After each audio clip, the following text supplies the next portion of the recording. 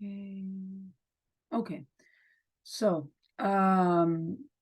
far we've made a present simple, que servia per hàbits i rutines, present continuous, que servia per accions que estan passant ara mateix i per accions que diríem que farem en un futur, i ara farem el past simple, vale?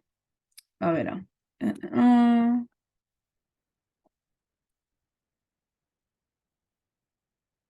Okay, so...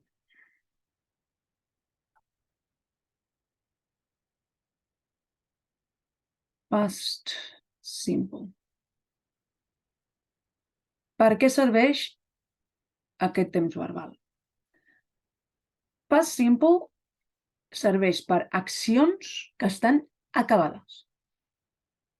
Accions acabades, ¿vale? I per què és difícil aquest temps verbal? Perquè entra en joc els irregular verbs. Ok? Comencem sempre per l'afirmativa. Com sempre en anglès, subject, perquè és obligatori, sempre ha d'haver un subjecte en anglès, subject. Vale. Ara, què passarà? Què li afegirem? Doncs afegirem el verb, the verb. But how? Hi ha dos tipus de verbs, no? Els regular i els irregular.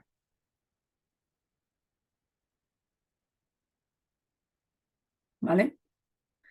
Els regular verbs són els verbs que senzillament se'ls ha d'afegir ed al final. Vale? Per exemple, un exemple seria de play passaríem a played. No? Aquest és el famós, el més conegut de tots. Canviarem. De jump, vale? Passaríem a jumped. Sí? Vale. Llavors, aquests són els regular. Sí? Els irregular. Què els hi passa? Què hem de ficar? Els irregular verbs són els de la llista, vale? Els de la famosa llista, i són variables, canvien completament. Vale? El més famós és el verb to be, que és I am, you are, he is, en present, però en passat és was, were. I en participi, en past participle, és been, no? Vale. Un altre exemple d'irregular seria, per exemple, el become, que és arribar a convertir-se.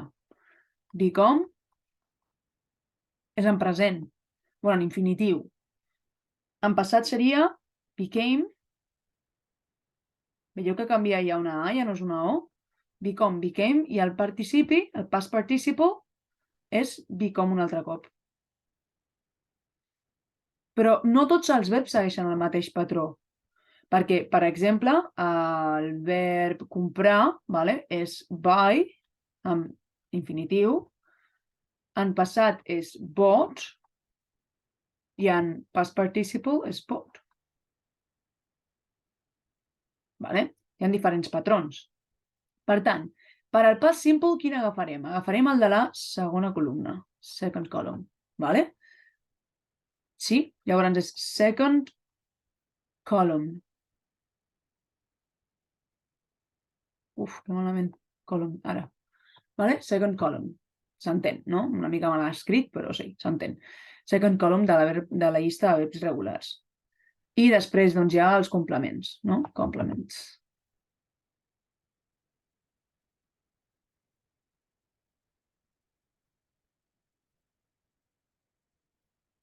Vale, negativa. A la negativa, posarem un exemple, és veritat, posem un exemple abans. Un exemple, perdó, d'afirmativa. Per exemple, he, i farem amb irregular. Va, he cut the paper.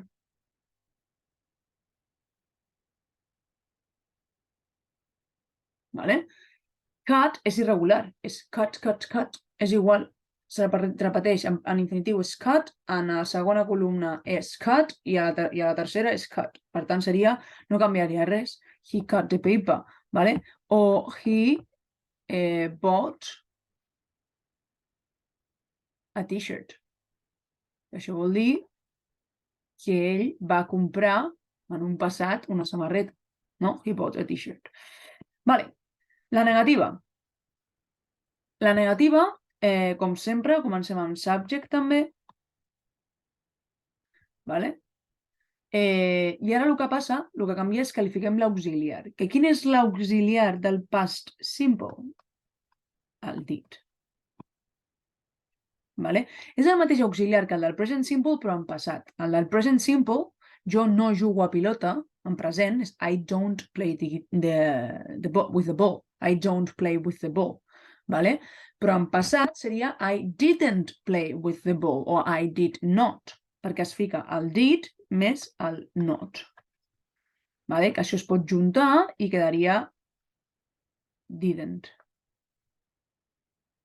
No sé què li passa al boli avui, però va xumbo. Didn't, vale? Sí o no? Did not es pot juntar i fa didn't. I ara el verb com el ficaríem? En infinitiu, perquè el passat ja ens ho està marcant aquí. Vale? Per tant, seria verb en infinitiu.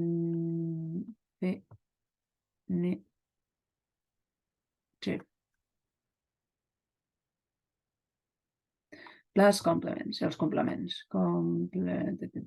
Vale? Un exemple. Farem el mateix, però farem aquest, el de he bought a t-shirt, però el ficarem en negativa. Seria he didn't. Vale? I ara què seria? Bought o buy? Seria buy, perquè s'ha de ficar en infinitiu, s'ha de ficar en la primera columna, perquè ja marca el passat aquí. Vale? Per tant, he didn't buy a t-shirt. Sí? Vale. La última, interrogativa. Com sempre, com a tots els temps verbals, es comença sempre per l'auxiliar. Sempre. Auxiliar, subjecte, verb. Always, always the same. És que sempre és el mateix. Per tant, què ficarem? Ficarem primer el did. Vale? Després el subject. I després ficaríem el verb. En què? En infinitiu. Per què? Perquè el did ja està en passat. Vale? Per tant, seria infinitive.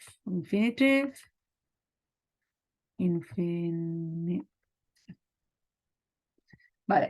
I l'infinitive, i la frase com quedaria? Doncs farem aquesta també a dalt. Va, la de he didn't buy a t-shirt, però en pregunta. Començaríem per el did he.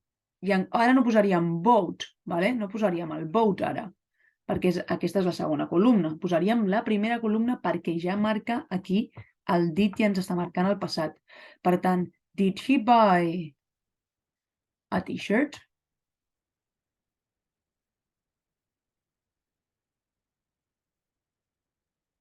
Did he buy a t-shirt? Auxiliar, subjecte, verb. Ho veieu? Vale. Paraules importants, vale, que ens ajuden en el cas d'un exercici de filling de gaps o senzillament paraules que ens indiquen passat, vale? Clue words, paraules que ens ensenyen que estan parlant en passat. Quines són? Doncs n'hi ha 3 principals. Vale? Yesterday, que vol dir ahir, yesterday. Last, que vol dir l'últim, last Friday, l'últim divendres, per exemple. I ago, que l'ago sempre es fica al final. Per exemple, 7 years ago. I vol dir fa 8 anys. Vale? Ai, 7. Fa 7 anys. 7 years ago. Vale? Doncs ja estaria. Això és el past simple. That's it.